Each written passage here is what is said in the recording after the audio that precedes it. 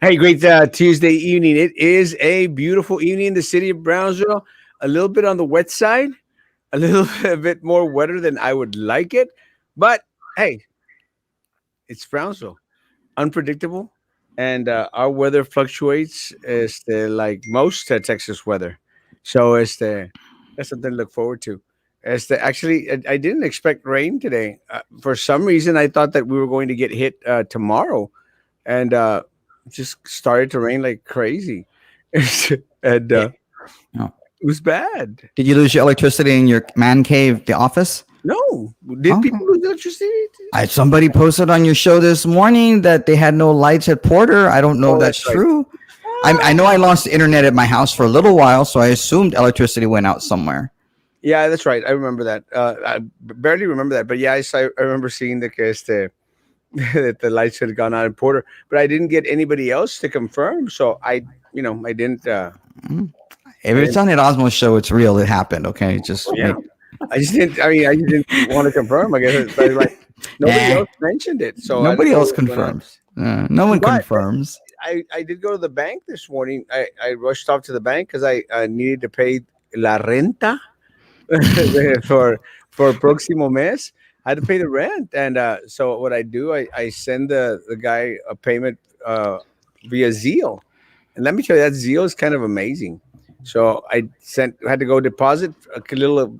I had to go find money under the mattress and under the cushions to try and complete the rent. You didn't go sell plasma downtown to get the money? No, they've stopped giving out appointments for plasma. So Really? so yeah, so they've cut that source of income for me. Darn. No more bandages around Erasmo's arm anymore. That's why I wear coats. Really? Oh, thanks for letting me know. Now I know I'm not getting around you anymore, and now you scare me. That's why I'm always wearing coats because it's not a good thing for me.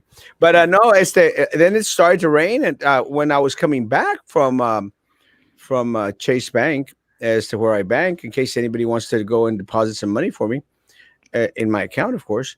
When I was coming back, you know, the street on 12th Street, right there where the courthouse is at, I think off of Harrison, was flooded. I actually posted a picture. I'm going like, man, it only rained for like 25 minutes. It's that. And that way we need Jaime Rodriguez to run and become a congressman so he can fix our streets. Is that what you're saying? Fix local government in DC somehow. Yeah, I was going to say like, yeah, I think you're you said a little much of a stretch there, but yeah. I don't know. Just something. I don't know what your leeway is to introduce Jaime. You do know. You do know. Fill the potholes with fruity pebbles because I don't know anything about that. Potholes Yeah. work. Yeah, you do know. But I was surprised that with just a little bit of rain, it did flood. And again, still very, very grateful that we weren't hit by what was it, Andrew or something? No, Andrew, and it just completely passed us by. And guys, for anyone that is in local leadership, not in at the federal level or the state level, but anyone here locally, guys, get those streets fixed. But let me tell you something that happened today, guys. Before we go into the introductions, Roman, thank you so much. But before we go into it, let me say that it was funny, but someone that's not on my friends list, as there was out there, discussing something with your favorite commissioner. Well, your commissioner actually, Roman, Commissioner Golonsky. Oh, but she has me blocked, so I don't know what she does on Facebook. Well, she can't do that, right? Legally, but it's no, she does it anyway. Well, you know what? I need a lawyer. Maybe Angela can help me. I really want to see what my commissioner is up to as she, I don't know, does nothing. I think after today, she's probably going to block me. But with Luna, I think Joseph Luna, I can't remember his name, but Joseph Luna, he tags me. He goes, "Well, I'm starting to believe at Erasmo that y'all suck." No, really? Because he was concerned about a pothole on at the streets, and she came back with, "Well, there's no pothole in the picture you sent, so I don't know what you're talking about." And these guys going like, "Are you serious? Are you serious?" So he tagged me on it, and I went like, Well, yeah, Joseph, if you don't show a picture with a pothole, then there's probably no potholes in Brownsville. No, And no pick, it didn't happen. No pick, didn't it happen. No pick. Yeah. No, it didn't happen. No. So I don't know if I actually gained a new supporter, a new friend with Juan or Joseph Luna. I don't know, but hey, the more the merrier. You have a convert somehow, because Nora does so much for our community. Well, She it's does true. so much, so much. Let me tell you, I'm glad that you mentioned the word convert, because one thing that I did notice today is I'm actually getting a lot more people that used to hate Erasmo Castro come on to this side of the world. It's warm over here, on this side of the pool, and because I'm probably peeing in it a little bit too much, but more people coming on. I mean, I'm amazed. Look, I never thought that. Again, one of your close friends, Beatrix. Oh, I love him, her. Which okay, you're talking about Jose, right? Because I don't know the drag queen name for Jose, so even Beatrix was out there like Erasmo's right. I'm going shut up. What? Oh my god! Finally, I'm getting recognition from the gay community. God, and I bet you that person didn't even vote for you. Voted for Rose, man. It couldn't have happened like a few months ago, maybe. Now everyone's pro Erasmo, and I'm going like, damn, man. Te vas a morir. Something's gonna happen to you because all these good things are happening to you right now. That's what they say, right? Am I right on that? That You gotta knock on wood. You gotta knock on wood. Yeah. Maybe I should go to. Maybe I should go to Oaxaca. Oh wait, you're going to Spain tomorrow? I thought you're going to Oaxaca tomorrow. I'm going to Monterrey tomorrow. Monterrey, okay. All right. I'm going to Monterrey for a quick. I'm going to go eat me some chicharrón prensado de la canacería La Ramos, and then come back. But I am going to be in Monterrey tomorrow. So again, like maybe I shouldn't be going to Monterrey. Maybe I should, start feeding off all this positive vibes towards Erasmo. And it's trippy because one of the things that I've noticed, Roman, and then we'll go back into the federal part of it all. But one of the things that I did notice, Roman, was that a lot of people that were commenting in regards to what's going on at the city level were out there going like, and don't you dare call us negative, Mayor. Oh, to do with it, Osmo. We're not negative. We're just citizens who want to express ourselves. We're not negative. Am I living in the bizarro world now? Don't go to Oaxaca. Do not go to Oaxaca. Is everyone pro Erasmo now or what? Shoot, you might get appointed to BISD Board of Trustees, just watch. After what's her name? The Penguina gets indicted. Good evening, Erasmo. No, that's my job. I'm gonna get appointed, and you already said it's gonna happen, and I'm in the running. Okay, I'm gonna put my name in there when she goes to jail or whatever, and I'm gonna be the next BISD Board of Trustee. Just watch. You got my support, Roman. I know. You're the reason. You're the person who put in my head. Thanks, Patty. I enjoyed Dr. Zavaleta. It's great. Hey, Luis, good to see you with a nice gaming thing. Or good evening, Erasmo and Roman, Mr. Rodriguez. Good evening. Hey, I don't get a Mr. Jaime gets the Mr. And what? Oh, because he has his complete name on it. You know, until you get elected, and then it's Iana, hermosa, Iana, I love you. Good evening. Nate makes the best chicken. For people that are planning to run for office soon, we're going to do chicken plate. Jaime? Nate Garcia makes I'm not even joking. Some of the best chicken I've tasted in a chicken plate. That it literally falls off the bone. It's just so good. Good job, Nate. Good evening, Hermoso Otavo. You have to take me to the gym. Anything interesting happening at the school board today? I don't know. Did they have a meeting today? No, I don't think they're having a meeting today. I think the city commission might have had like a little workshop or something. I'm not sure. Let's play tic-tac-toe on the mural. You mean on the Purina logo? The Rubik's Cube. The Rubik's Cube Purina logo? Roman gonna start wearing coats. No, I don't need. I'm already fat enough as it is. You want me to wear a coat or a coat slimming? I should answer Osmo. Or coat slimming or something. Roman, you're literally getting rounder and rounder by the day. I am. Look at your cheeks, bro. I know, but it's just so you can pinch them. I mean, they're literally popping. I know. Out. I'm getting worried. Maybe I have a thyroid problem. Maybe I have cancer. Maybe I'm going to die, and everybody will be happy. You can't say that in front of Jaime. I forgot. I forgot, Jaime. I forgot. I apologize. In the mouth, bro. What the hell? I'm sorry. It's okay. I mean, see, he lived. I'm not.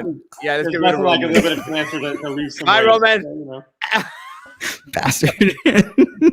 Well, it's okay. I mean, I wouldn't survive it. If I get COVID, I'm dying. Maybe I'll get COVID. Is that better? Awkward moment. Awkward moment. But what were we talking about? A lot of people don't know about Jaime and his thing. Well, yeah, thanks for telling everyone, Roman. Well, you did it. You're the one who said it. You're the right person to go out there and mention it.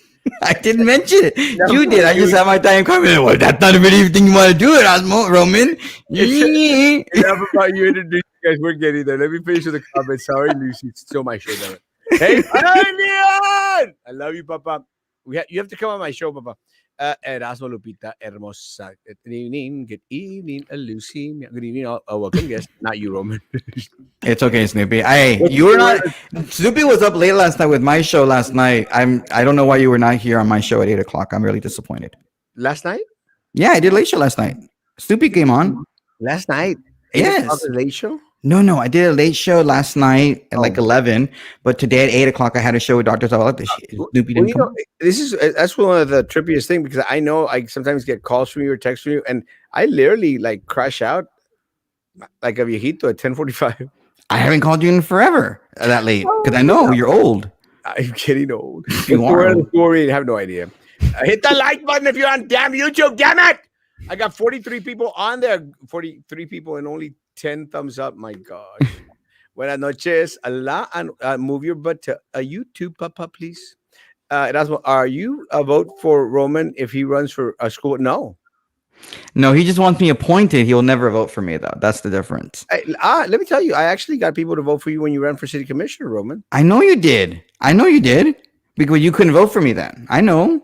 I couldn't. I actually, thought about putting my address down Southmost where my grandparents had a house. So you can run against Hey, Paul, my man. Maybe we'll pass the autopista tomorrow. I'll be flying from Reynosa to Mexico City to Chihuahua. Yeah, let me know, man. I should be at the autopista like around.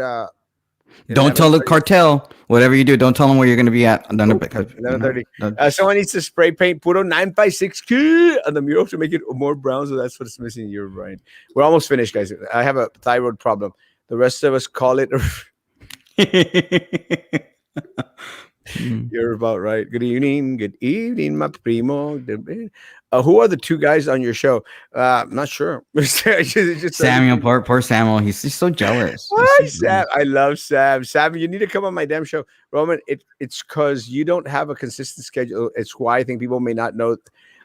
Trust me, Snoopy, I have told him this. I have told everyone this. The only one that's halfway listened, I even told his buddy. Don't even mention his name. Manny, No. I have a consistent schedule. People confused that I had said Maggie from Manny, but I didn't. Hey, you did. You said Manny and Maggie. I watched the tape. I heard the tape because you told me. I mean, you didn't right people, and I was like, okay, well, let me listen. Because let me say when you know this, when I'm pissed off at someone, I'm pissed off at someone, and I'm pissed off at individuals who we had agreed upon would not infringe onto my time. Yeah. So again, I get it. I don't hide. Okay. I don't hide my disgust, and I am pretty much disgusted with stuff like that because again, stuff like that it's just not my thing. But and I've said the same thing to everyone out there, guys. And I've told Royal this for Talk Show Central RGV style. Yes. I've told Frank, and Frankie's the only one that's halfway listened. Frankie, no, listen at 7:00 in the morning. Que va a ver? 7:00 in the morning, really? That's like. No, I'm really getting. I'm like, and seriously, and then I have to point out your friend Samuel over there. Like, podcasters do it, okay?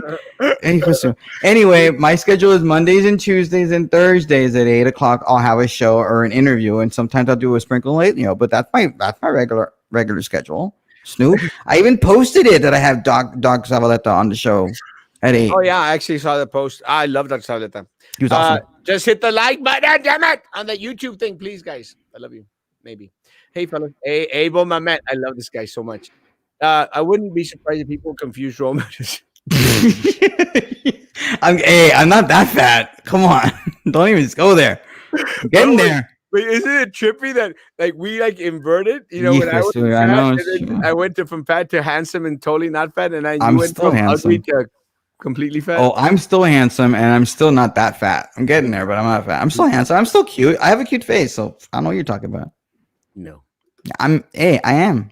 And Asma has told me that a punctual schedule it is, and It is. I've been doing my shows on Mondays and Tuesdays and Thursdays. And look, and going back, Abel, let me tell you, and I am so asinine about the time that I literally, I mean, the only times that I actually probably get really upset is when I'm on late, and I'm upset with myself, and I'm hardly ever upset with myself because I'm pretty awesome. It's just the truth. Good evening, good evening, everyone. Good evening, and siempre discutiendo.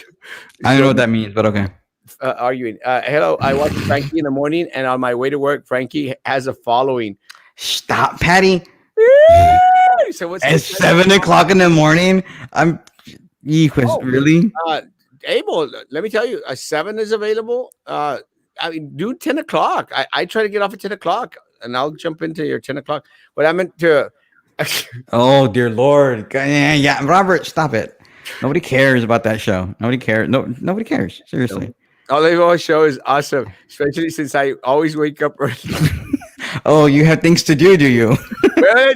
Sorry, guys. It is an awesome TXO Tuesday in the city of Brownsville, and we do have Jaime Rodriguez. Jaime Rodriguez, how have you been, my man? Oh, great. And both of y'all, I haven't seen y'all in forever, chatted with y'all in a long time. It's good to see y'all again. I saw you last week. Like, what are you talking about? Well, you forgot already? Yeah, I think people found out that we took a picture yesterday. Yeah, I'm like, what are you doing? You're already a politician, Jaime. Come on. Yeah, we had lunch, and there was a picture that was posted on my page. But you know, hardly anybody sees my page, so I guess nobody knows. Nobody knows that you saw each other. I was like, let me tell you something, Jaime. I literally got called by three people that are running for office and who are supporting somebody other that's running for office. Go like, hey, Esther, what's up? I go like, what the hell, guys? I took a picture with Jaime Rodriguez. Was one of them Zeke Silva? Was one of them Zeke Silva? Calm your. Was it Zeke Silva? Just say it. Was it Zeke Silva? One of them? I was running or anything. You just put, had a nice lunch or something, right? Meet and greet. Yeah, Roman, you saw the picture. Of course I saw the picture. I even liked it because I was like, oh, I brought you two together. Todo descubierto. I liked it. Well, I did. You can go check. I liked it. You were like, Roman Perez liked the picture. Trust me, it takes me a long time to go back and look or post it. I posted. Yeah. It's crazy. I post so much crap throughout the day. It's just unbelievable. But let me say that one of the things, and we're going to get off Jaime for a little bit, but one of the things, Roman, the local, I am the king of all local social media. You claim it. I don't believe it. My kingdom has blown up with this mural crap, bro. I mean, memes galore everywhere. I mean, Portray X. They're doing it in French now or something. Is that French? Trey with the X? It is, right? Well, for SpaceX, Trex Mendes. Right, yeah, I get it. I was like, gee, wow, dude.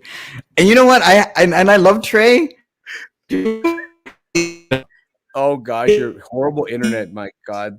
Gosh, Roman, get a job and put some decent internet on. My goodness gracious. It was fine, dude. It was fine for like 18. I told you. Until you started talking about Trex Mendes. I know. SpaceX comes in. You can't say bad things about SpaceX. No, but Trey's cool. I bet you he's living it up. He's loving it. He's loving the memes. He is. No, trust me. I know Trey. So do I. Trey is a friend of mine. Will always be a friend of mine. But let me tell you, he hates it. No, he does. He's okay with it. Whatever. Hates it. And Frankie, don't you have to go to sleep because you have a show at 7 o'clock in the morning so you can wake up? Yeah, stupid Frankie. He's just jealous because he didn't have a big mic. He doesn't know what to do with it. Stupid. Frankie. Yes, look how close. It's not even that far away from my. It's not even close to my mouth. Shut up. You're making out with it now? I don't even make out with it. Like it's literally this far freaking away from my mouth, loser. He does. Frankie. He doesn't do it like that, you loser. Stop it. Are you doing drugs at this point? or Erasmo. Anyway, so I know Trey. I love Trey. Trey, I love you, my man. You know that. But gosh almighty, and he hates it. He hates the back. And he put up a post today about the meeting that they had with that Paragon company that's doing the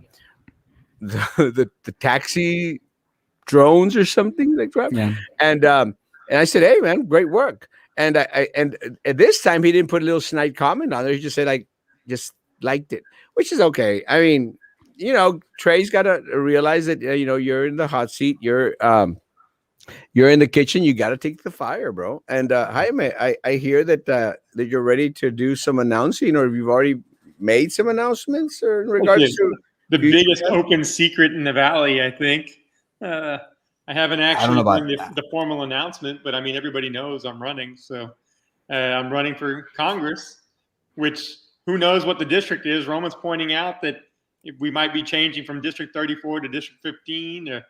10 years ago, it was District 27. So Brownsville doesn't get its own district ever, it seems like. So we'll see how it works. But whatever it is, I'm running for Congress. Well, congratulations. Now, what motivates you to run for Congress in our area? Well, I mean, my family's from this area. We've been in here since the 1500s. And my relatives also have some that came in the 1800s, and I have like my grandmother, my mother's mother was born and raised in Matamoros. So I mean, I've got family from the region, you know, from both sides of the border, and we're always here. So this is home for me. This is the place that I would run if I was going to run for anything big. You know, and I lived in DC for over 23 years, living and working and learning the ropes. So I know how DC works, and I know how the Valley works, and I want to take take all the good from the Valley and throw it off up there, and maybe we can do some good for the Valley. You know, bring some money back and whatnot from DC. Well, let me ask. I guess one of the questions that is on the minds of a lot of folks out there, especially for someone that's running in you, and I know that we've asked this question before as well. I think Roman and I have had this conversation in regards to Maida, who's running as a Republican. The carpetbagger. Yeah, the rhino. So the question is there, you know, why not seek something local? Something, you know, we have a lot of positions locally that are coming up in the near future, like the mayoral race, like the city commission race. You know, it's like instead of let's start at the bottom, you know, we're starting at the top. And I'll say this. I mean, I sort of was asked the same question myself when I opted to run all of a sudden for mayor of the city of Brownsville instead of anything else. Remember that time, Roman? Didn't we have fun back then? That was a lot of fun. I loved it. It was great. Why not? You know, why not a city commission seat? Why not a school board seat? Why not? Yeah, those are great questions. Those are excellent questions. You know, my training is in Washington D.C. You know, I went to college there, undergrad. I went to grad school there. I've worked on Capitol Hill. I've got friends all over the city in the different areas. I mean, in the Pentagon, in the embassy crowd, on Capitol Hill, in the White House. So it's kind of like if I was going to run for anything, what is best suited to my talents and my skills and my network. My network is built for DC. And so it's kind of like, let's go. I mean, you know, if the Valley wants someone in DC who knows how to represent the Valley in DC, then I'm the guy. You know, I'm a very unique person that way, with a unique set of skills. And so would I enjoy being the mayor? Would I enjoy being something else? Sure. But then you're talking about representing one city instead of representing, you know, several counties or the entire Valley. I think we can move the whole Valley. I think we can increase the prosperity level of the whole Valley. And so, yeah, let's go. So you mentioned that again. You mentioned that your roots are here in Brownsville locally, and that's great. That's awesome. Whichever way the district is going to pan out, I guess in the next couple of weeks or months, Roman, isn't it? Yeah. Well, I think this week, maybe tomorrow, we'll have a map for the Congress, And whatever that is, like I was telling Jaime before the show, there are rumors, and I discussed it on my late show last night. There are rumors about what the map might look like. I've heard rumors that where Brownsville proper is going to be in Congressional District 15, and they're going to pack the valley completely in, where it's going to be Brownsville, Harlingen, most of Harlingen, most of San Benito, Westaco, Donna, Merced. But there's only one congressman down here instead of 2 or 3. Right, and yeah, which is unfortunate. I mean, that's fewer voices in DC on behalf. So then you got to ask yourself, if you have fewer voices, who do you want, representing you in DC? You want the loudest mouth who knows what they're doing when they get to Capitol Hill. So, well, let me ask. It's one of the things that I think that has kind of like tripped me out a little bit in regards to running a larger race, because I'll be honest, I considered running for Congress. If I was going to run for Congress, I was going to run as on the Republican side of it, just because I think that I don't care too much for the individuals that are running on the Republican side anyway. But there's some good people there, except for Myra. One of the things that I didn't want to do is I don't know any other place other than Brownsville, Harlingen, and this area. So, I mean, what are your connections to the other places throughout the district, whichever one it may be? Oh, yeah. I mean, for example, if you know Security First Credit Union, my uncle was the president and CEO of that up and down the valley. He lives in Mission, Texas, and he was in FAR. We've got a lot of connection over in Hidalgo County, a lot of friends and family up and down the valley. So they're currently not in the map, but according to this new map that Roman's talking about, they might be in the map. And if they are, then I've got a solid Hidalgo County set up, ready to go. The map that we currently have has 11 counties going north to just outside of San Antonio, which includes places like Goliad and San Patricio County. And I've got a lot of family and connections going north in that direction. And so, again, my family is, as we all say, the primos of my primos and all that is very large here in the valley, and it's all over the valley, all the way up to Del Rio and Laredo and all of that. So it just depends on how the map gets cut, which members of my family I lean on more. And so that's kind of how this works. Roman likes them large and likes to lean on that microphone, but that's for another day. How would you be different from our former congressman?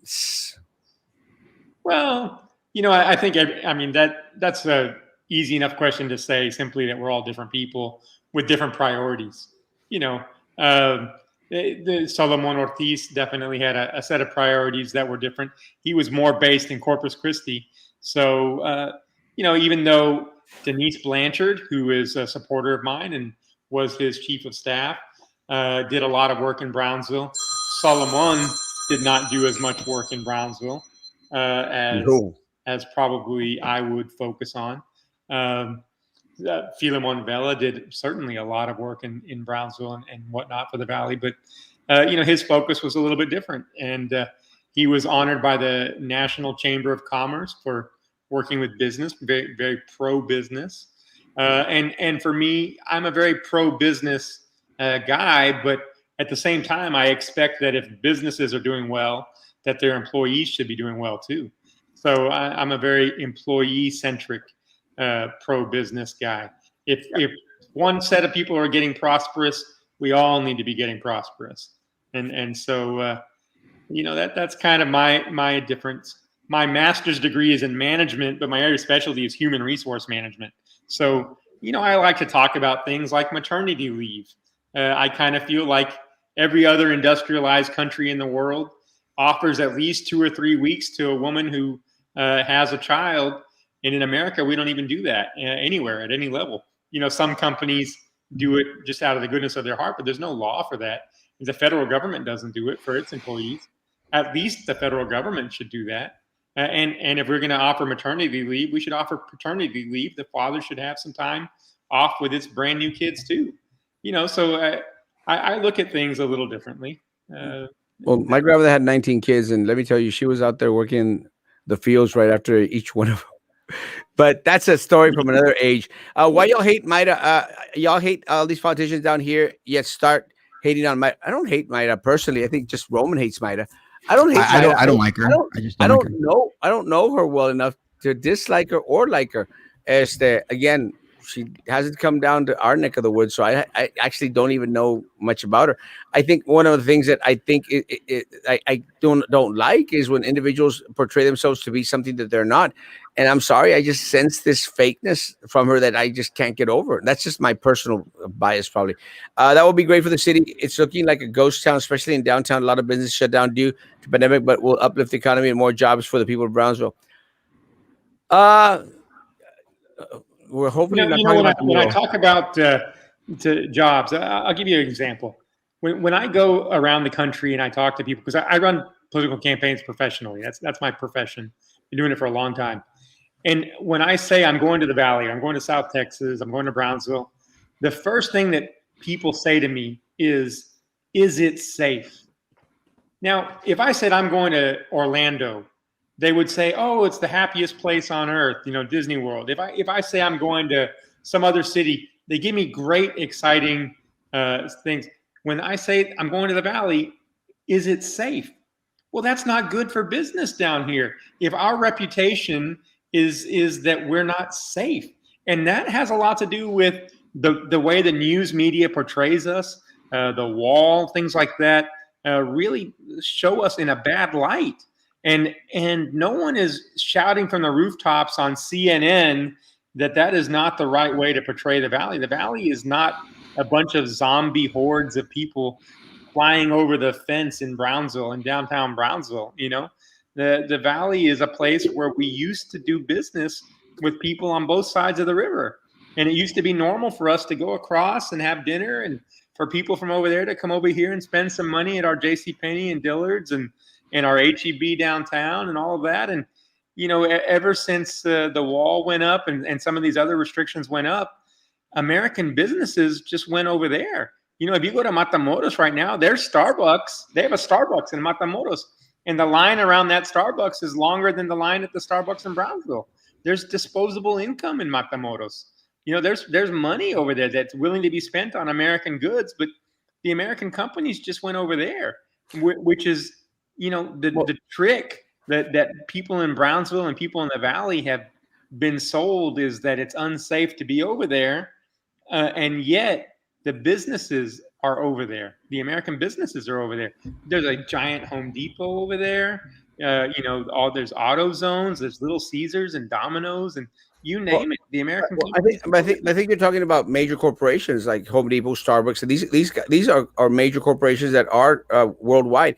I mean, I can understand why a lot of these groups would want to go to Matamoros, especially where they're 1.2 million in population, and that's such a very, very small section of land that they have. Not compared. I mean, we're bigger in land and have 250,000 population. But with that said, one of the things that I think that I've seen is a lot of the small businesses that used to be in Matamoros coming over to Brownsville to set up shop here because of La Maña, because of the violence that's going on in Mexico, and because they're getting kind of frustrated in regards to having to pay up to these folks out there, the cartels in Mexico. So a lot of the small business owners are coming here. And 10 years ago, y'all remember a lot of the restaurants from Matamoros and Reynosa came over. So Arturo's and a lot of these, you can start to name them. They all came over here. Right. Yeah, we got La Troje. I mean, we got Mi Pueblito. We've got Último Taco. All these places. I mean, they originated at Checo. They originated in Matamoros, and they've started to come over here. But part. I mean, in regards to safety, that has always been a concern, and it has been a concern for a lot of the folks out there. It has started to be a concern for us because we stopped going over there after the Mark Kilroy assassination by the Aldrete clan, the Aldrete tribe. But with that said, right now we're facing a major issue with all these people, pouring into into the country. These Haitians. I think last count we had 15,000 in Del Rio. We've got thousands here in Brownsville, thousands, and nobody's lifting a finger. Nobody's even addressing the matter. No one. And you're right. You're right. Who is yelling in D.C. that the federal government needs to take care of federal government immigration issues. I mean, immigration is a federal government issue. We happen to be the ones that are on the border here, but every border between countries has immigration issues. I mean, you name it. You name the two countries that are next to each other, they have immigration issues, and their federal systems are supposed to be working on that. Our federal government has neglected the Valley. And so we get the brunt of it. Then you get mayors of cities declaring, disaster relief and all that, seeking federal funds at the last minute. But what about a little bit of prior proper planning? A little bit of prior proper planning from the federal government would do us good. I mean, when these migrants or when these people come and seek to cross the river, whether they cross through a proper border or some other ways, if they ask for asylum, for example, asylum is an internationally recognized way of crossing a border legally. But we don't have a system set up to easily work with those people who are claiming asylum, for example. There are only 60 asylum courts in America, and 2 of them are in the Valley. 2 of them out of the 60 in America. Well, why don't we have more judges and more asylum courts down here? If the news is correct and we're the ones getting the brunt of all of these people crossing the border, I mean, I think it's about 300,000 or 400,000 that have crossed in the Valley since January of 2021. We should have a lot more resources from the federal government down here. But we have no representation. Not be on our backs. But we have no representation. We don't have representation from Filemon Vela. Filemon has done a horrible job. Has not for 1 second addressed the issue in a way that is public and a way that actually causes an ounce of impact anywhere. It's an issue because we have no local leadership here. No one wants to mention it. We've got Haitians here in Brownsville, Texas. We've got individuals walking right here a block and a half from where I'm sitting right now. They're walking the streets of Brownsville at night, at day, throughout, always. No one has addressed it. The media hasn't addressed it. The leadership hasn't addressed it. The mayor hasn't addressed it. The city commission haven't addressed it either. They'd rather paint a wall pink than address the issue that is going to be pertinent and impactful for not only for the people of Brownsville, the people in Del Rio are freaking out. Freaking out. Yeah, they are. Reynosa. Tens of thousands are already pouring into Reynosa, La Tierregosa. It's crazy. San Fernando, thousands of them are in San Fernando. No one's saying anything except Erasmo Castro. And it really pisses me off because I'm going like, someone say something, I had no idea you had reach in Del Rio, but okay. No, but didn't we have like truckers going through checkpoints today and yesterday without anybody, Border Patrol going in from, I guess, Mexico? There was no checkpoint whatsoever. Did you read that? Did you hear that? Yeah, but that was via down the Laredo del Rio part. There's no checkpoint. They're just going through. Nothing. They don't know what, because I think, Roman, that at this point, Homeland Security is like, what the hell are we supposed to do? There's no administration. There's no leadership coming from Washington D.C. at all. Nothing. And I can tell you, one of the things that bothers me is the way the wall has been built. So in the last year, in 2020, in the final days of the Trump administration, they built 52 miles of wall, mainly in Mission and Weslaco. And so for those people watching this show from elsewhere, just down here in the Valley was 52 miles of this wall at an average price of $46 million per mile. $46 million per mile to build that part of, and it's really, the fence, we call it the fence, more than anything. Imagine what that money could have done in other ways down here, and everything from hiring more Border Patrol with more training and better benefits and all that, to even building places that are resource centers so that when people cross, they have a place to go and not just the bus station or not just a random bridge that they're going to sleep under. I mean, why doesn't the federal government have facilities set up I mean, we just, like you say, we keep turning a blind eye to the fact that we live on a border and that people will always naturally be trying to cross this border. I mean, this is not new. People have crossed this border since the border began. I mean, that's kind of the point of the border, right? And so until the federal government actually decides to do something about us down here, it's on our backs. And as you say, that the local politicians, I can understand why they don't want to talk about it, because they don't want to talk about raising taxes to pay for federal government issues. I mean, why should the local government raise local taxes, property taxes, or whatever? Well, they shouldn't, to pay for this issue that really the federal government needs to be taking care of. But it's nothing's going to happen until somebody addresses it. Well, you're right. You're right. I mean, we have had zero, not one.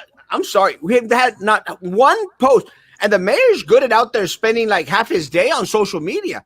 Half his day on social media. I don't care if he's your friend, Roman. Half his day on social media. He's your friend too. Oh yeah, but he likes me. Oh, okay. Half a day on social media. Sure that? Not one post, not one comment made in regards to the COVID-19 tent city that we have a block and a half from here. No one has addressed it. No one. And it's really frustrating because all we hear is rhetoric. All we hear is like, oh, well, it's got to change everything. Well, tell me how, when we're not even addressing the issue. These people, and look, I understand. I'm all for individuals that are seeking amnesty. Let me tell you, I made a whole crap load of money back in the 80s during the amnesty of the 80s. I'm all for amnesty, but amnesty done the Ronald Reagan way, where there was a vetting process for individuals that were seeking amnesty for the individuals that were here. We did the farm labor, and then we did the individuals that had here time. But that takes people and resources to do all of the, to do the background research. That's what I'm saying is, where are those people and resources? But they need to come from DC. Yeah, but this isn't a 5-year problem. Look, you're right. And I'll say this because I told people, and this, and I again, we haven't even mentioned what party you're running for, but we one, but we know that you're running as a Democrat. But look, my issue back 6 years ago, I'm sorry, 9 years ago, was with Obama. Because Obama came out here and started to say, oh well, we're going to immigration reform, and everyone's going like, well, yeah, he's going to do immigration reform. We're like, and I told people, he's a politician. He's not going to do a damn thing. He goes, in the first 100 days of my term, we will take care of the immigration issue. He had control of both houses. He didn't do a damn thing. Nothing. And and again, federal government is great for all the issues and all the parties out there. But how is, and I told people in the city of Brownsville, how are they helping you? Filemon Vela has not done a damn thing for Erasmo Castro in the city of Brownsville, has not done a damn thing for Roman Perez. Nothing. And I'll give you some history. I've been around for a while now, and so in 2006, the Democrats took over the House in DC. The Republicans had it from 2000 to 2006. 2006, they decimated the Republicans in that election. And the Republicans said, you know what? We lost fair and square. You can have DACA, for example. And Luis Gutierrez, who was the Democrat in charge of the Hispanic caucus, he's from Chicago. He said at the time, well, we won so big, we're not going to just take DACA. We want everything. And they wanted all sorts of extra immigration reforms and border reform. And then what ended up happening was it backfired. The Republicans in 2008, when Obama won, they said, wait, we were going to give you everything. We were going to give you DACA, but then you try to take everything from us. I mean, that's not right either.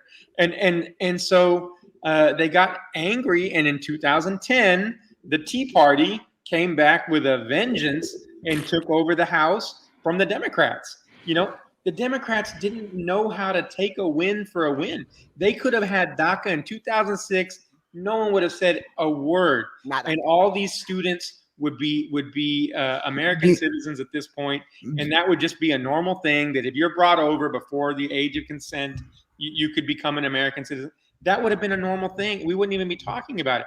But as of now, we're still talking about DACA, much less all these other aspects of border security and immigration issues and asylum and all the words that are the big buzzwords, right? We're still talking about all of them. And that's all and it's because Democrats didn't know how to take a win for a win when they had the chance. And that's frustrating, and I'm a Democrat, and I can tell you that I critique my party a lot. I critique my party a lot, but I also want to give them answers. I've always heard growing up, the one who criticizes but doesn't offer answers, that's called whining. That's Roman. Yeah. I'm not a whiner. Yeah, I'm totally a whiner. That's why I want to ask you a question. I'm curious, do you think that Democrats right now are going too hard to the left and trying to get everything they possibly can right now, when they're constantly bringing up Trump all the time instead of getting issues or $3.5 trillion surplus, spending package and want to do infrastructure? Do you think they're going overboard like they were doing in 2008, trying to get everything when it comes to immigration?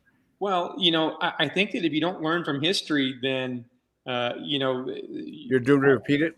You're in danger of repeating it. So I get the infrastructure package is a great way to put a lot of other wish list items in, but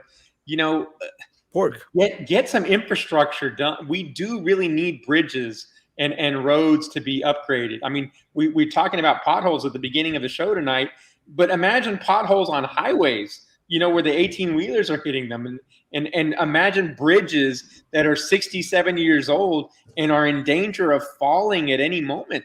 I mean, those are some pretty serious issues too. You know what I mean? Let's get those kinds of things done fast, accept the win, because really Republicans want a bridge to not fall from underneath them as well as Democrats, and we can talk about some of these other things in their own time. You look at a senator like Joe Manchin from West Virginia. The reason that he's holding out more than anything, besides the fact that he's getting a lot of sweet deals from the Democrats, as concessions to try to get his vote.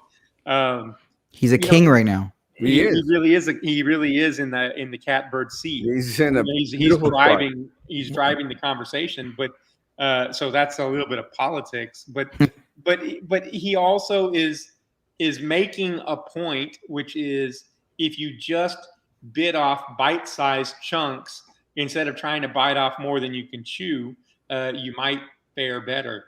And I would tell you, having been in DC since 1994, and I've seen where the bite-sized chunk approach really does work. You can argue it works better, it doesn't work better, but at least it works. You know what I mean? And incremental change does get you movement in one direction or the other.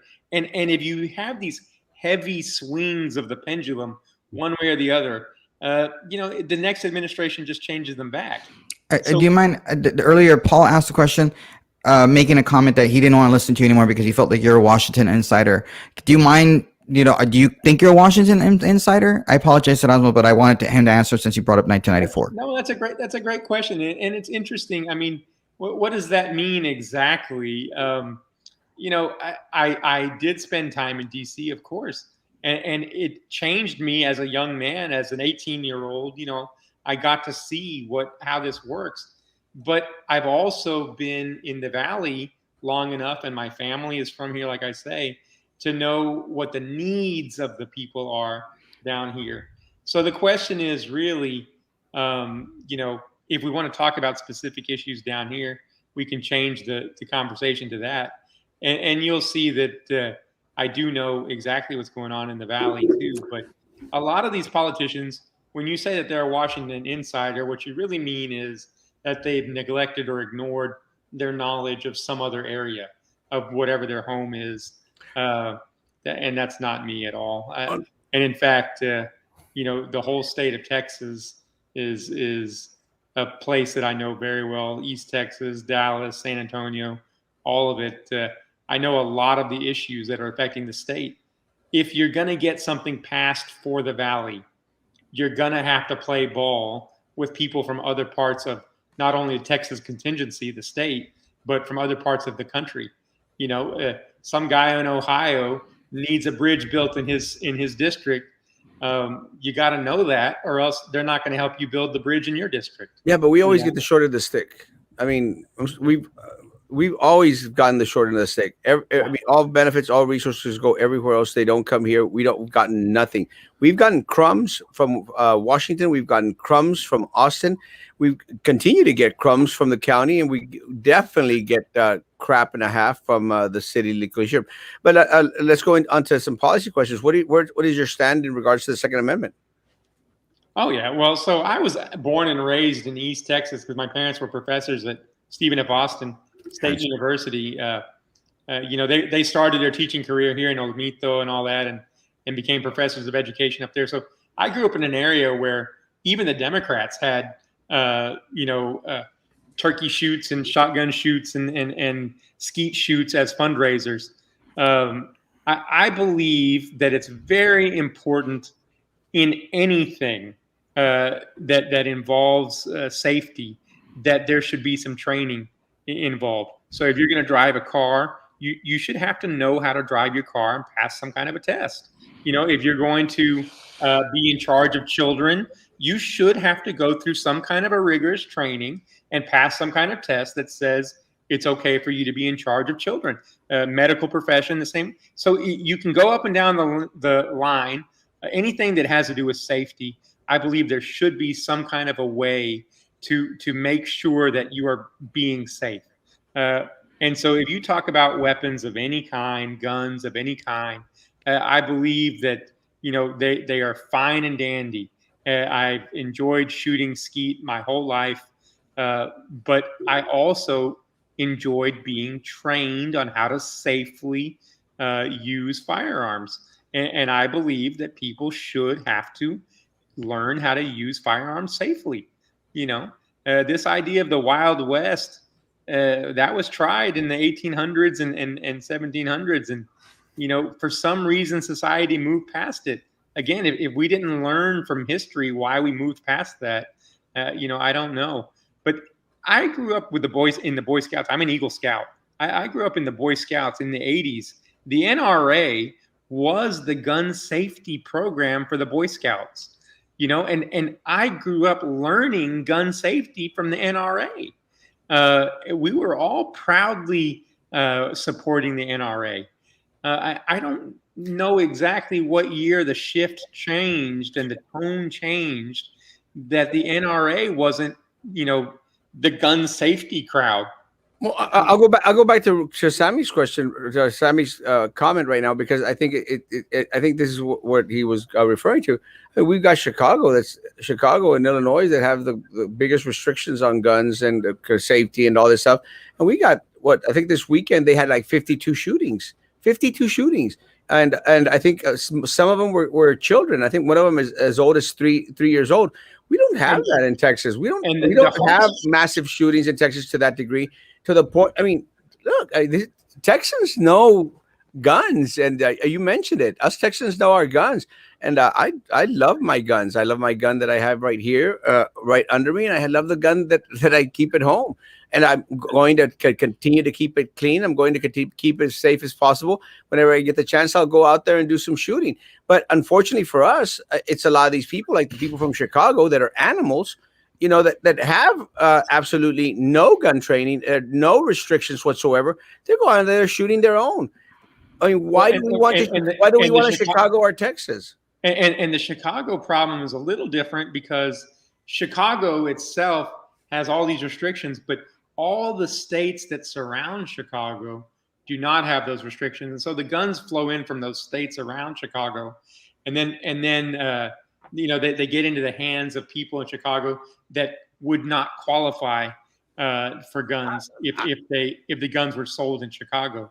I'm going to disagree a little bit. I think the Chicago people are animals, and I think it's run by a bunch of morons, an idiot. That black mayor that they have. That, I mean, she looks horrible.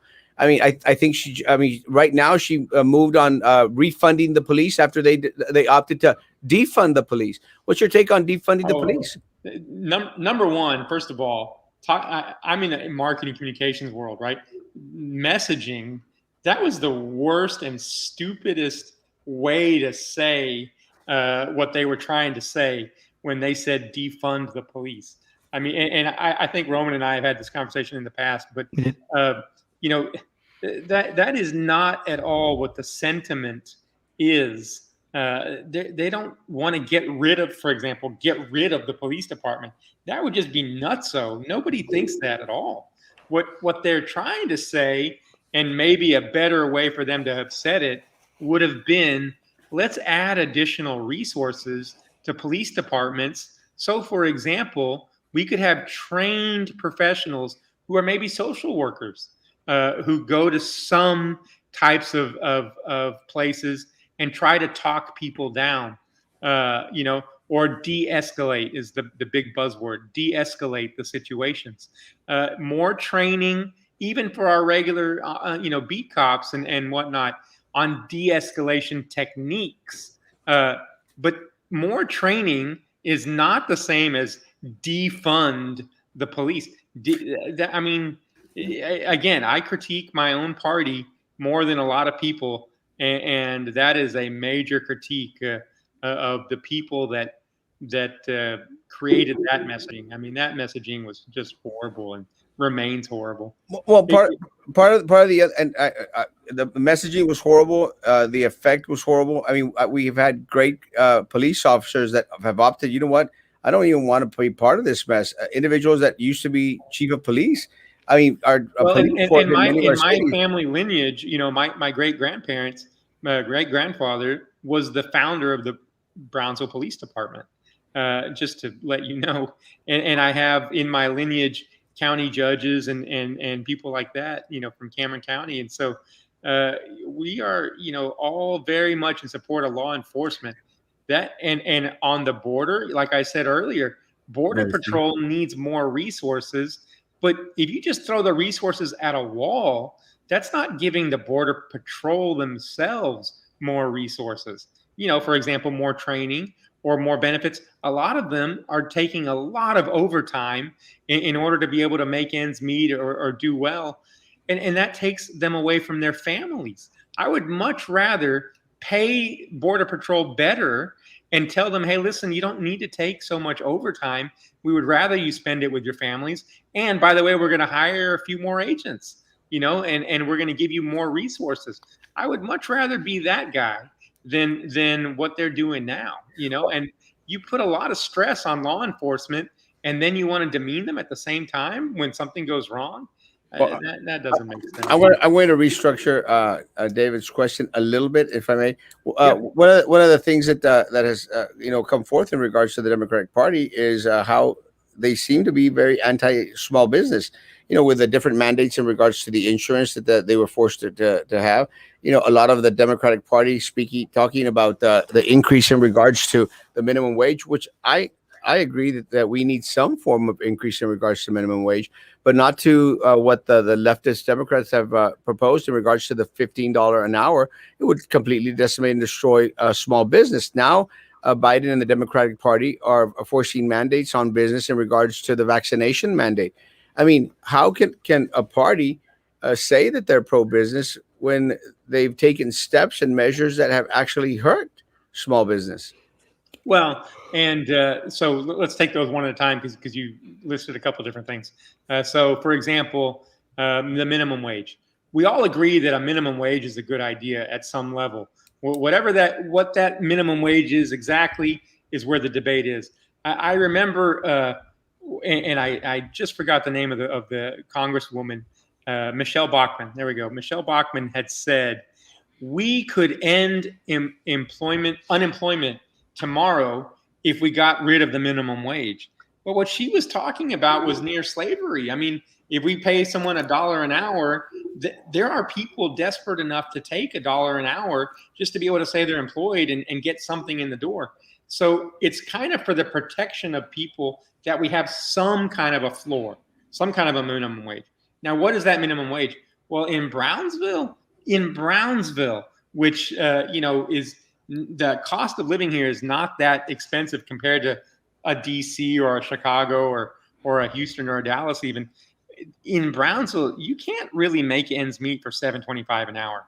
$10 an hour is only $400 a week, and that's pretty difficult if you have more than just one or two mouths to feed. As soon as you start talking about, let's say $12 an hour, you're at $480 a week on a 40-hour work week. You start to get to a place where an employee can start to make ends meet. Now, I agree. You start talking about $15 an hour right away in a place like Brownsville, and you're going to break some people. I agree that employers, all small business employers, and I get that for sure. But then you look at a place like New York City, where $15 an hour may as well be $7.25 an hour here. And so what DC fails to understand is that the regions of the nation all have slightly different needs, especially when it comes to minimum wage. But we do need to increase the minimum wage from $7.25 an hour. I think we could all agree that is too low, even in Brownsville. What do we increase it to? Okay, let's have that debate. But again, a lot of this too. A lot of employee benefits laws, like for example, laws that have to do with ADA compliance, with Americans with Disabilities Act compliance. They start at when a business has a certain number of employees. Some of these laws don't kick in until a business has 20 employees. Some of them don't kick in until a business has 50 employees.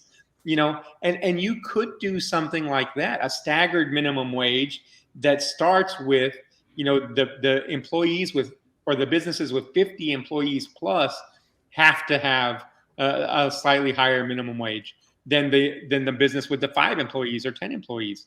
That makes a lot of sense too. A staggered minimum wage increase would make a lot more sense. One of your opponents in the coming race, and I'll do this question from John White. One of your opponents in the upcoming race is going to be State Representative Alex Dominguez. Alex Dominguez left his post at the state capitol to go to DC. Supposedly in protest of the mandates that the voter election that Governor Abbott and the Republican Party here at the state level wanted to do. We come to find out that one of the things that Alex Dominguez was doing up in D.C. was whining and dining the DNC in regards to getting money to run for office. What is your take in regards to the Texas Democrats that left their job, their position here at the state level to go to D.C.?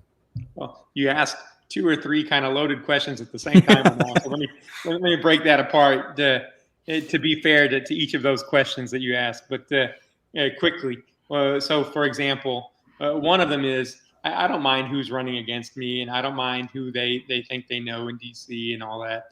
So that's fine. And I don't mind strategy. In politics is part gamesmanship. And so if the strategy is that you want to break a quorum for a little while, okay, but then you gotta get to a point also where elections have consequences. And the Democrats lost the election. They had an opportunity to flip as many as 17 seats back in November. All they had to flip were 9, and they could have had the state house. They couldn't flip. They only flipped 1 seat, and the Republicans flipped 1 seat. So it neutralized. Basically, there was no change after the November election. The Democratic Party has to get better at winning elections all over the state of Texas if they want to really have the impact that they ought to have. I mean, I'm a Democrat, and I agree that they ought to have their say, but they've got to win elections. Now, the gerrymandering, which is the hard word for redistricting. Redistricting is the regular word, but the gerrymandering does make it unfair and difficult. So that much I'll give the Democrats for being upset. But and especially if the Valley loses a congressman to gerrymandering, that's a little upsetting, because you want to talk about not having a voice in Washington. I mean, we had at least technically 2 voices, and now we're going to only have 1 voice. That doesn't help. That doesn't help either. And so I think I've broken down several of Yeah, those. a couple of things. One is I go by Roman, so obviously Big Daddy's not talking about me, and that's a slur. You're not supposed to be using that kind of language, and we oppose that. Number two, do you think the fact that we're losing a potential congressman, the fault of Filemon Vela deciding to announce and to everybody, hey, I'm not running for re-election before the maps came out, because the Texas legislature basically says, hey, we don't have to protect you anymore because you're not an incumbent, you're not an open seat, which gives them an opening to potentially move Vicente Chente Gonzalez's District 15 from McAllen all the way down to Brownsville, and making it essentially just the Valley seat. Well, and I can see where that would be a perspective that you could use to justify what Austin is doing right now. But the reality is, Austin knows that Hispanics could be the pivotal vote in Texas, one way or the other, Republican or Democrat. Whoever can win the Valley can win Texas forever, if they can get the Valley to start voting, right? And so they know that. And so, there's a lot of gamesmanship going on right now. They want to pit us against each other more than anything, so that we'll stop talking about them. But the them in this case are people like Todd Hunter in Corpus Christi, and you go north to Houston and Dallas, and a lot of those state reps, the Republican state reps, are playing the game that does not favor the Valley. And even if Republicans are winning in the Valley, the Republican Party in Texas is not favoring the Valley. And I'll give you one example of a way that the Republican Party tomorrow could show that they favor the Valley, or that they're at least giving us a little bit of something. The energy grid in Texas is designed by its original design in Texas to allow the Valley to fall in the case of an attack from Mexico. In other words, during the Cold War, if the Soviet Union was going to attack the United States, it was understood that they would probably come through South Texas to get here. And the energy grid was built so that South Texas could be captured and Texas would still be okay. And the Texas energy grid originally was separated for that reason, because they figured Texas could fall and the rest of the energy grid in America would still be safe. That is not the case anymore. That's not why we do it anymore, of course. But tomorrow, the state legislature in Austin could decide to make the pipelines. I mean, I'm using very generic terms for the technical version of this, but the pipelines bigger from the Texas energy grid, so that we would have more energy in South Texas, meaning that we could get, for example, factories to come down here. Right now, if a factory shows up, they can only really run at night, because if they run during the day, all of our lights in our houses would turn off. There's not enough energy on the energy grid for these big businesses to locate in South Texas. And those are potential jobs for South Texas. I mean, and these are industries that we could be attracting from all over the country here. Yeah, it's not coming. And Austin won't let us do it. Yeah, it's not coming. I just don't see it coming. I mean, we've had no leadership whatsoever. We've not been proactive in any way, shape, or form. We've had no representation in Washington. We've had no representation at the state level. It's just at the point that now we're probably going to have to start to depend on Mexico to help us out sooner or later. Why is Biden and the Department of Justice taking Texas to court for doing the job that Washington will not do? What is your stance in regards to the interference from the Department of Justice trying to sue the state of Texas for protecting our borders?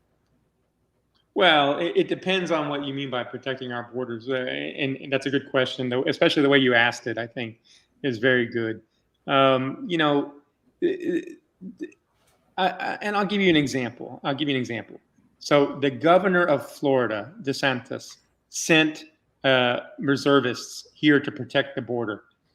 In his statement, he said that they have 1 in 3 arrests in the state of Florida involves fentanyl, which is to say a particular style of drug.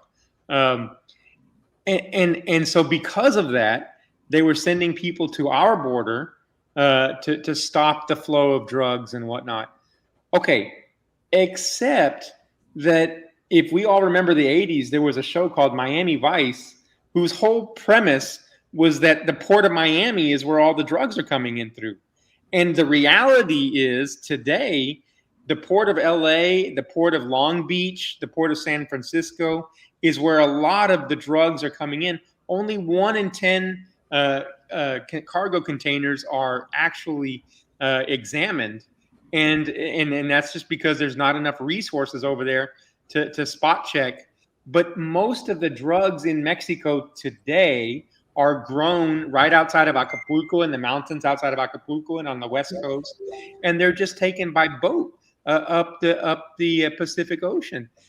And so what we see on the Mexican border with Texas, yeah, we do see some drugs passing, and Border Patrol can give you the exact statistics, but it's nothing like the flow of people. The people flow is the biggest border problem in Texas today, because the drug flow is going other places. And unless you're going to build a wall on the beaches of Alabama or the beaches of Louisiana, I mean, you know, you're protecting the wrong thing from the wrong thing right now. And so I can see why people are frustrated on both sides of the aisle. Everybody wants to solve the problems of the border, but how we do it, you know. I have very little faith in the federal government actually truly wanting to protect our borders. I'm at that point. I just think that they don't care, because I mean, it's just very, very frustrating to see the state of Texas and the state of Florida and other governors are also sending individuals to our area in order to help the state of Texas in regards to this issue. Because for us, again, the Haitians are right there, a block and a half from this office right here. Yeah, I want it to stop. I want some show of force on the border, protecting the border in regards to having these people come over, because we don't know what they're bringing over. As much as people may have, you know, and again, I'm not a Trumper out there, but as much as many people out there were saying about Trump, oh, well, he's saying that they're bringing in the rapists, the murderers, that. Well, yeah. I mean, yes. I mean, yeah, they're coming over. And I'm not saying that they're coming over from Mexico, but they're coming over from Central America, which is where a lot of these Haitians are actually coming from, from other countries down there.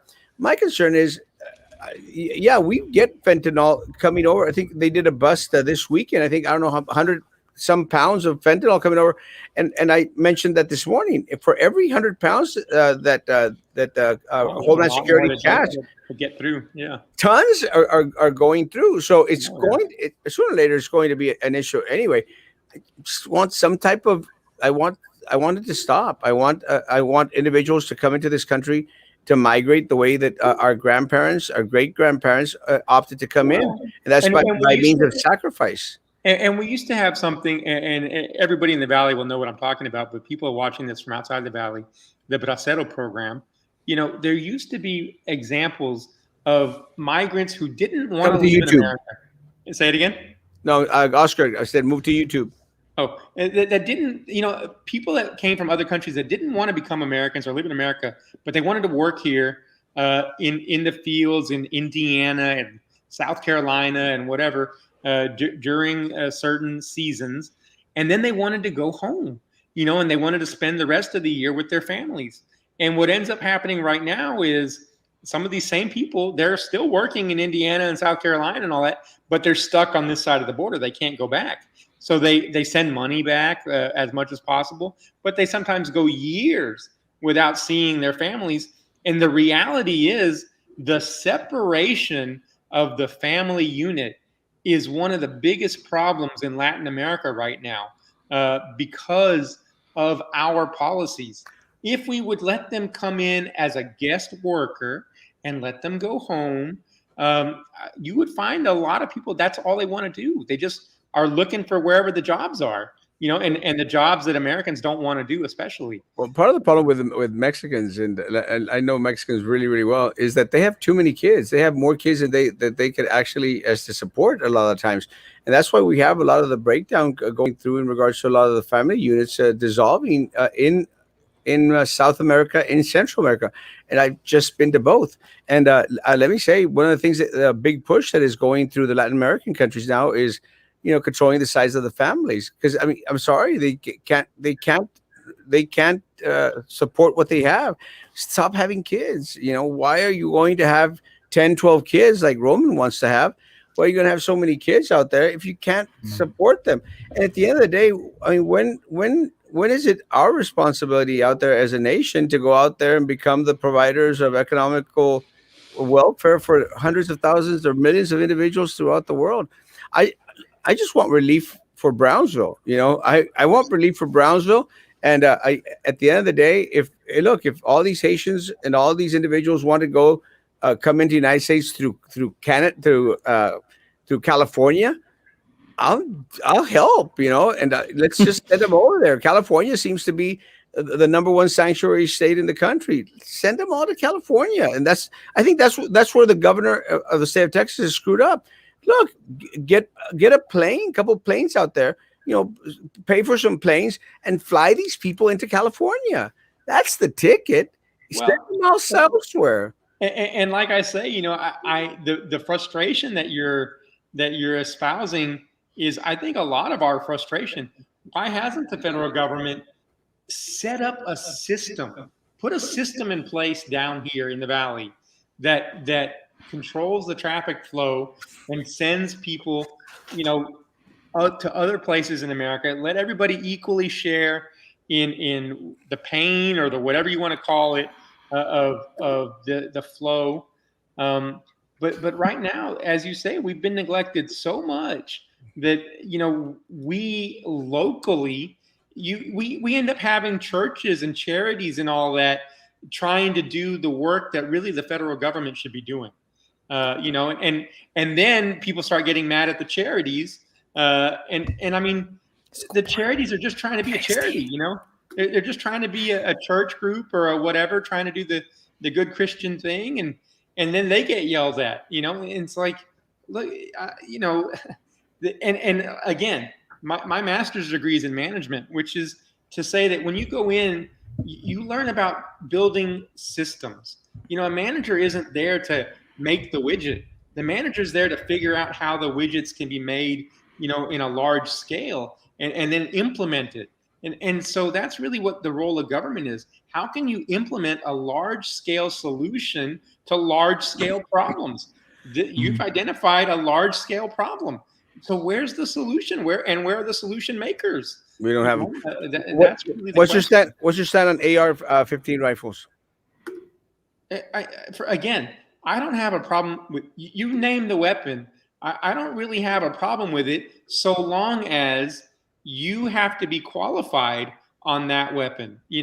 I mean, in some places, if you want to have some military style weapon and never mind an AR-15, if you want something even more deluxe, if you were a member of the military, you've probably got great training. And if you want to keep your certifications up or whatever for that, I've got no problems with you enjoying, going to your 30 acres of land and having fun doing a little bit of shooting. I grew up skeet shooting and all that. And a lot of you know that I'm a photographer, and it's the same skill set, to catch the action of something traveling as skeet shooting.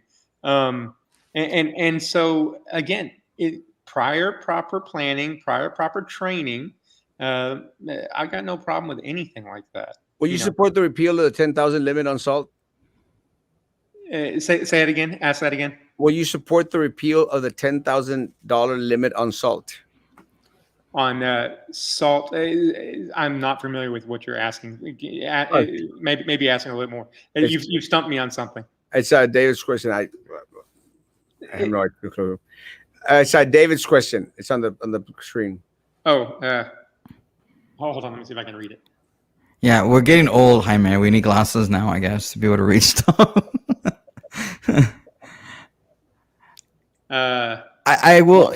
I'm not. I can't really answer because I don't know what that is pertaining to. I'll say this. I'm a conservative.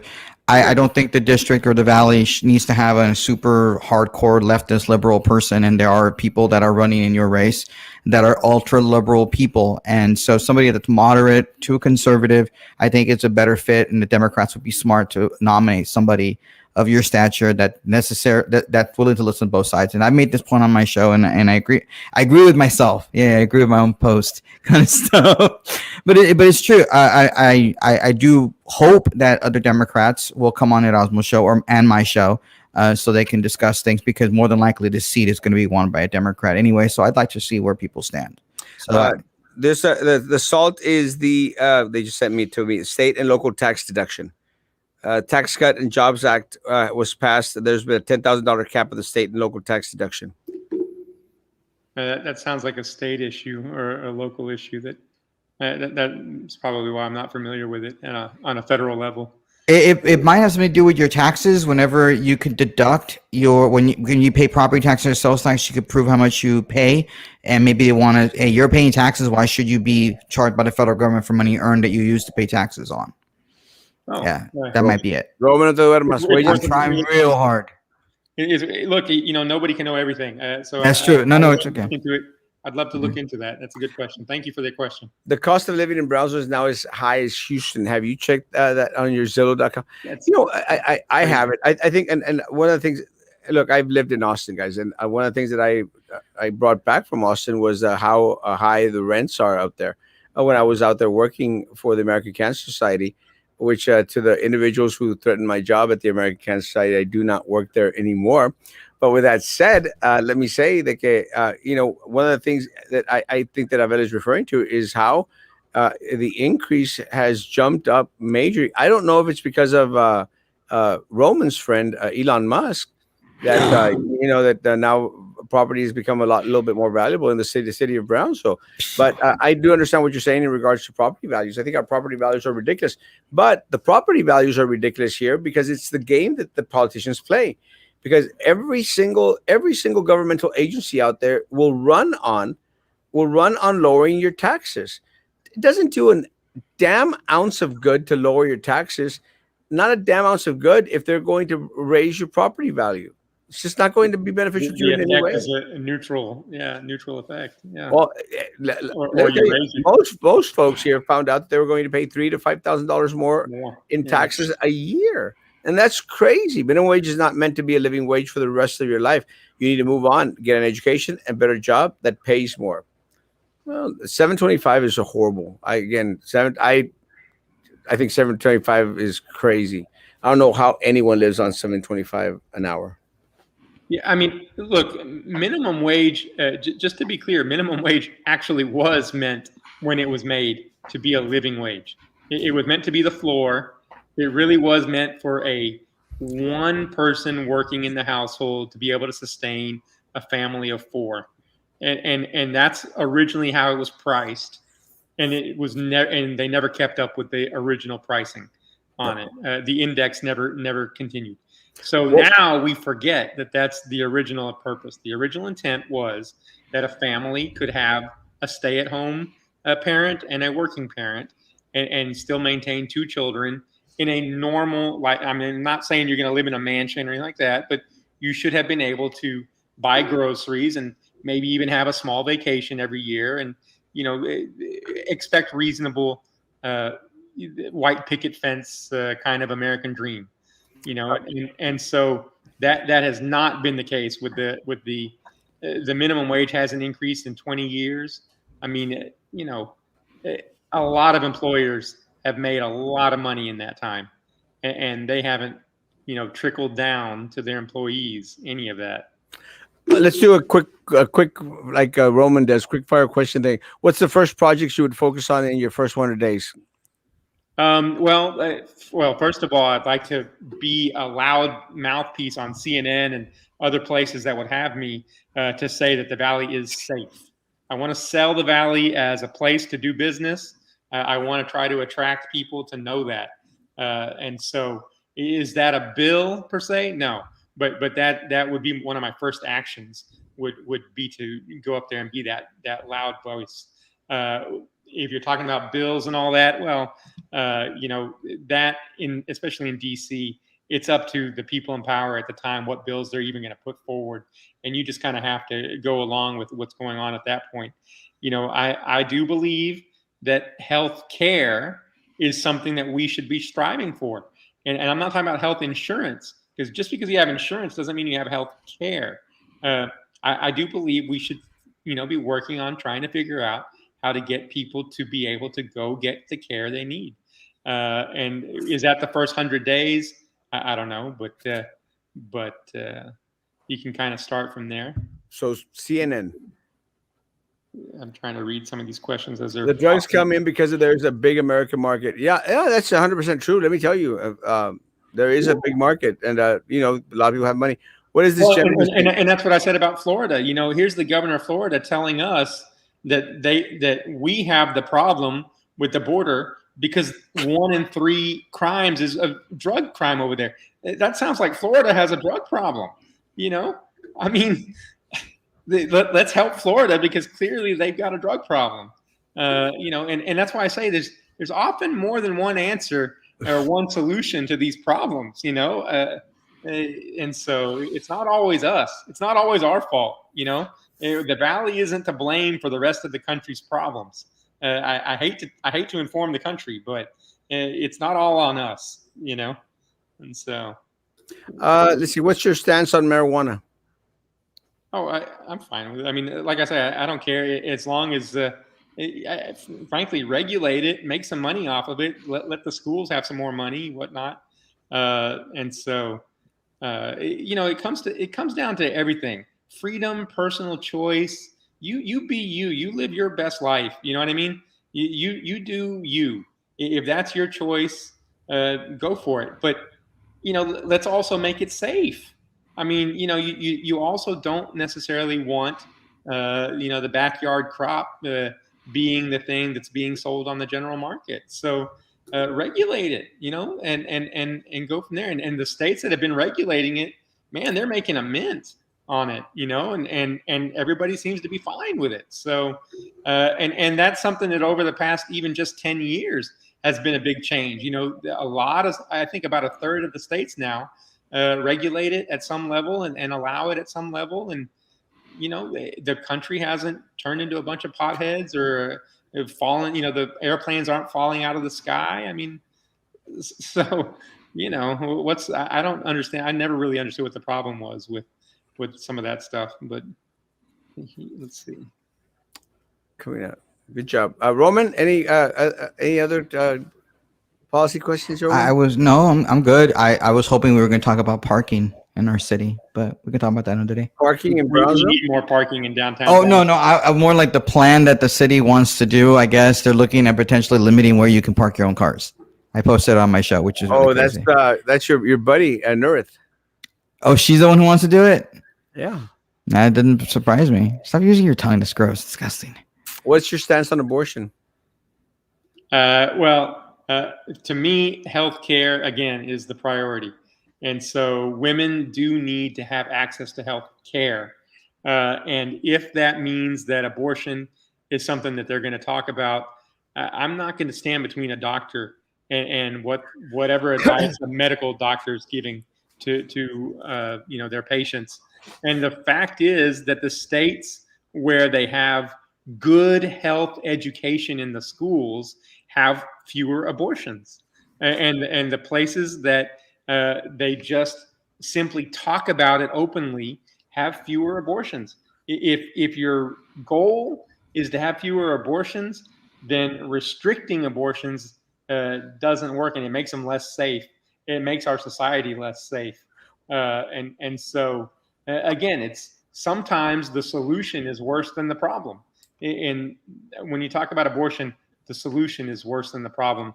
I think on one side of the aisle. I'll ask you the same question I asked Sarah Stapleton. We had Sarah Stapleton who was running for Texas State, and again, this is Florentino's question, but I'll work with it. The same question I asked Sarah Stapleton Barrera. One of the things that we have here as Hispanics in this area is we are very, very pro-life. Yeah. Very, very pro-life. Unlike Democrats anywhere else in the country, and there might be some up in New York that are also pro-life. But anyway, most of the people here are pro-life. I'm going to dare to say that the district that you're going to run in, that you're running in, well, you will probably be running in, are going to be pro-life. Will you move towards a more pro-life stance, being that the so constituents in your district and I think that's the point that I'm making, is the reality of the situation is, if you want to be more pro-life, then what you're saying is you want fewer abortions. Am I correct? If you want to be more pro-life, then you want fewer abortions. The way to get fewer abortions is not necessarily the obvious thing. The obvious thing would be ban abortions, but that's not the way to get fewer abortions. The way to get fewer abortions is to allow doctors to talk to their patients in a way that is best for each individual case.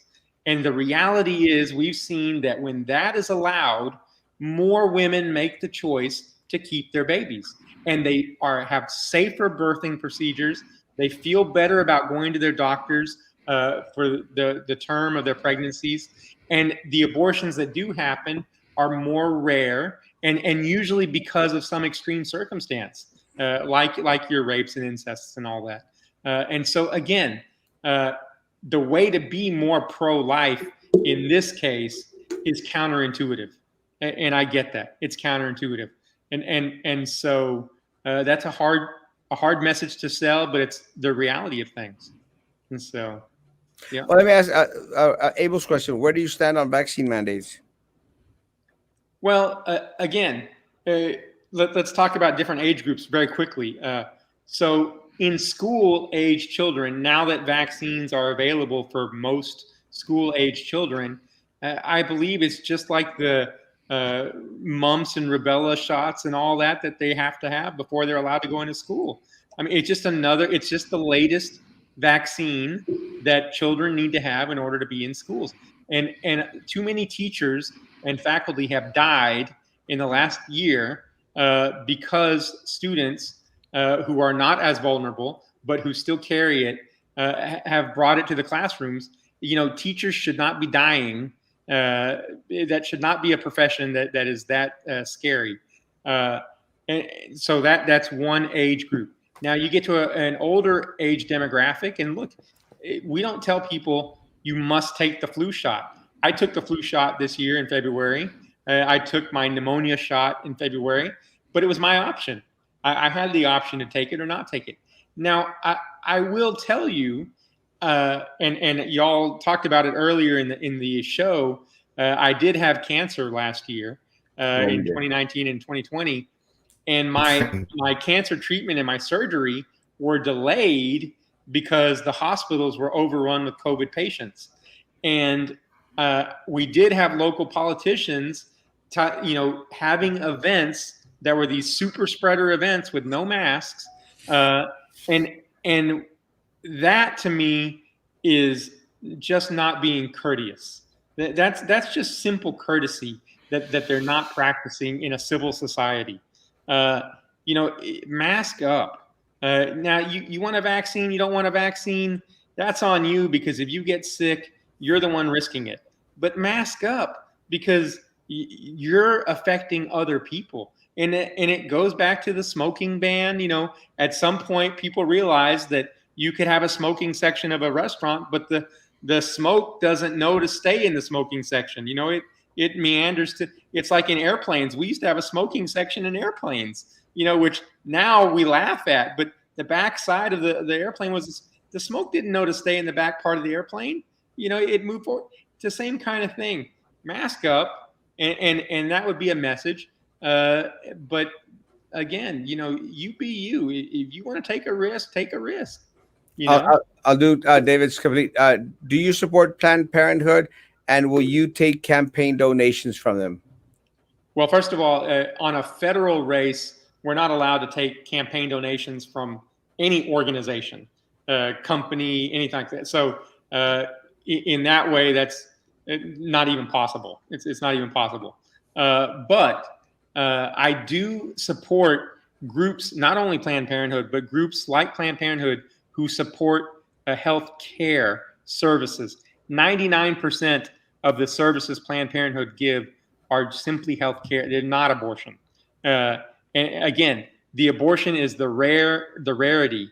And in a place like Planned Parenthood, you prove that abortion can be rare because when people go to Planned Parenthood, oftentimes they go thinking they're going to go have an abortion. And when they get there, they're actually talked out of it. They're shown that they could actually sustain this life and have this baby and whatnot. And so, again, until the federal government has some kind of a way for health care to be available for everybody, groups like Planned Parenthood are the only way to turn to. It's just like we talked about the immigration. Until the federal government comes in and helps, you're going to have Catholic charities and people like that trying to help immigrants. I mean, so you do have to have a federal response to this. And until you do, outside groups are going to be there trying to take care of people. And whatever take care of people means to them is going to be different. And you're going to agree with it or not agree with it. But there's groups, trying to take care of people in their own ways. And so more power to them. It doesn't cost me any money, and so that's kind of how that works. Roman, any other questions besides outing people on their health issues? I know. I didn't realize. Hey, again, I didn't out him. You did. I just brought up cancer. You said, well, he had cancer before. Like, why would you say that? So it's your fault, not me. Don't worry. It's okay. Look, I'm going to give you the reality of things. My health insurance, if I did not have health insurance in the last 2 years, I would be dead. I mean, that is just simple fact. They paid out over $200,000 on my cancer care. I don't have $200,000 to just give away and never see it again. Roman, I'm rich. Yeah, I mean, how many people out there? And it's not like I did something and that's why I got cancer. You know what I mean? I didn't choose cancer. This is not. I'm not a bad person, and I got cancer. It is a normal thing that happens to human beings, and a lot of people know people that have had cancer, and some people's experiences are worse than mine, and some people's are easier than mine. And I mean, I can imagine the people that have worse, and the pediatric type of like the cancers and all that. Man, those are just heartbreaking. Yeah. When I see which is that? What's that hospital that they have for the cancer care for children? That Danny K. Danny Cook. St. Jude. St. Jude. Danny Cook. When I see those commercials for St. Jude, man, it breaks my heart. Here's these children, these 3 and 4 year old kids, and there's only one place in America where they can go and get treated like human beings. In a country as wealthy and as prosperous as ours, children should be able to have their health care at their home, in their home cities, where the doctors exist. I mean, there's cancer doctors here in Brownsville and, most places. They should be able to they shouldn't have to travel to St. Jude's to get their health care. I'm not going to say it's a sin, but man, it's heartbreaking. It's just heartbreaking, and that they're basically doing GoFundMe for children's, health care. That should not be in America. I agree. Thanks for having me out, Erasmo. We've been on for an hour and 40 minutes. Jaime, any final words, Jaime? Oh man, I love you guys. Look, I love that you've asked real questions because honestly, and Roman asked me some great questions, and his audience asked me some great questions last week. I can talk politics all day long. You want to ask me procedure, things like that, and I can tell you how things work. And I love it. Hope to be on your shows again in the future. I would love to get out in front of the audience and just tell them, my story, but also tell them how Washington works. Because look, we're not trying to elect the local football captain to be class president who's saying that he wants to run on the idea of no more homework. I mean, you can get elected on the platform of no more homework, but you're not going to be able to deliver on that. The teachers are still going to give the kids homework. And so we need elected officials who are reasonable, who understand that extremes are not good in any direction, and who are willing to work to push society forward slowly but surely. The turtle, not the hare. And so, yeah. Thanks for coming on, man. You're welcome anytime. You let me know, and every time you want to come on, you come on. We'll go. A lot of, again, one of the things that we do have, and I think Roman has the same thing. We have a lot of folk out there that are very opinionated.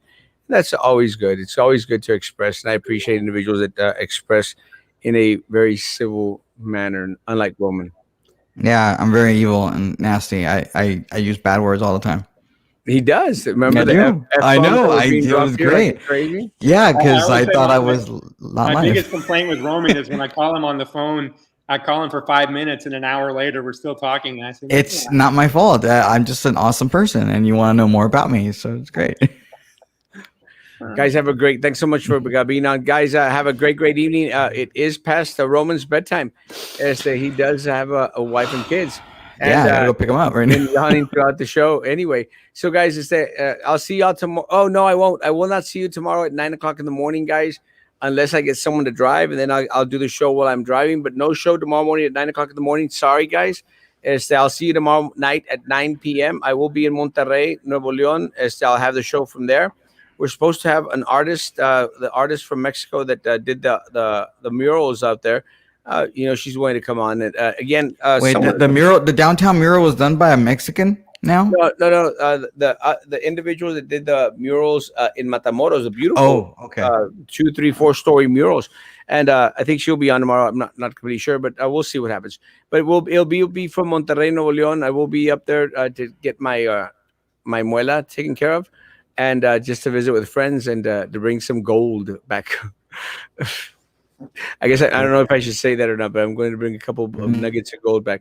Guys, have a great evening. Guys, social distance, face covering, hand sanitizer, if you still believe in all that. Guys, keep yourself safe, keep your family safe. And above all else, guys, be good to each other. And please, please, please continue to be good to me. God bless. Don't be good to Roman. I know.